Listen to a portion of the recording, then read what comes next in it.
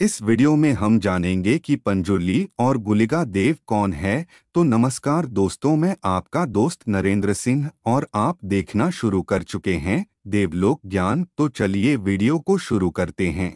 पौराणिक कथाओं के अनुसार यह कहा जाता है कि एक वराह के 5 पुत्र हुए थे, लेकिन उन पांचों में से एक नवजात बच्चा पीछे छूट जाता है।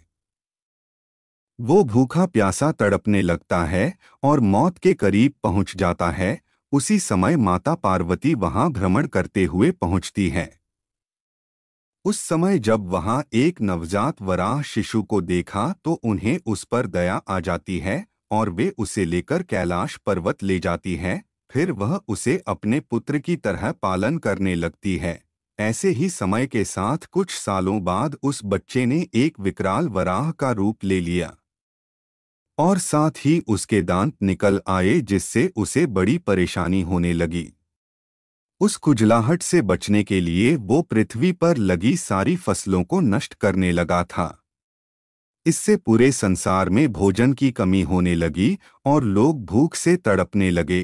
तब भगवान शंकर ने यह सब देखा तो उन्होंने सृष्टि के कल्याण के लिए उस वराह के वध का निर्णय लिया। और जब माता पार्वती को ये पता चला तो उन्होंने महादेव से उसके प्राण न लेने की प्रार्थना की। माता की प्रार्थना पर शिव जी ने उसका वध तो नहीं किया, किंतु उसे कैलाश से निकालकर पृथ्वी पर जाने का श्राप दे दिया था। और अपनी जान बचाने के बाद उस वराह ने महादेव और माता पार्वती से प्रार्थना की और फिर भोलेनाथ ने उन्हें एक दिव्य शक्ति के रूप में पृथ्वी पर जाने और वहां मनुष्यों और उनकी फसलों की रक्षा करने का आदेश दिया। तभी से वह वराह पृथ्वी पर पंजुर्ली देव के रूप में निवास करने लगा और पृथ्वी पर फसलों की रक्षा करने लगा। इस कारण लोग उन्हें देवता की तरह पूजने लगे। तो आइए मित्रों, अब जानते हैं गुलिका देव जी की जन्म कथा को। एक बार की बात है जब भगवान शिव के गण उनके लिए राख लाए तो उस राख में से एक पत्थर निकला। इस पर भगवान शिव जी ने उस पत्थर को पकड़कर धरती पर फेंक दिया। कहते हैं फिर उस पत्थर में से एक गुलिका देव का जन्म हुआ और गुलिका देव जी को भगवान विष्णु जी की सेवा में भेज दिया गया। उसके अजीब व्यवहार के कारण भगवान विष्णु जी ने उसे नेलुल्लासांके के पेट से जन्म लेने का श्राप दे दिया। और जब वह 9 महीने का हुआ तो अपनी मां के पेट को चीर कर बाहर आ गया और भूख के कारण वह सब कुछ खाने लगा। उनकी भूख को नियंत्रित करने के लिए उन्हें हाथियों और घोड़ों का खून भी पिलाया गया, लेकिन उनकी भूख कभी कम नहीं हुई।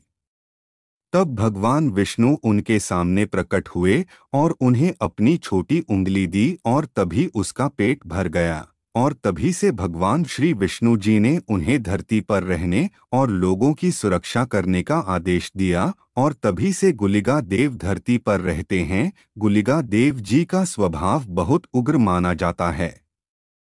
तो आइए अब बात करते हैं गुलिका देव और पंजुर्ली देव जी के युद्ध के बारे में। माना जाता है एक बार गुलिका देव और पंजुर्ली देव जी के बीच में युद्ध हो गया और माता पार्वती जी ने आकर इस युद्ध को शांत किया और दोनों को भाइयों की तरह रहने का आदेश दिया और धरती पर रहने वाले लोगों की रक्षा मिलजुल कर करने को कहा। तभी से गुलिका देव और पंजुर्ली देव जी को एक साथ पूजा जाता है। तो आशा करते हैं हमारे द्वारा दी गई जानकारी आपको पसंद आई होगी। मैं आपका दोस्त नरेंद्र सिंह, आप देख रहे थे देवलोक ज्ञान। धन्यवाद।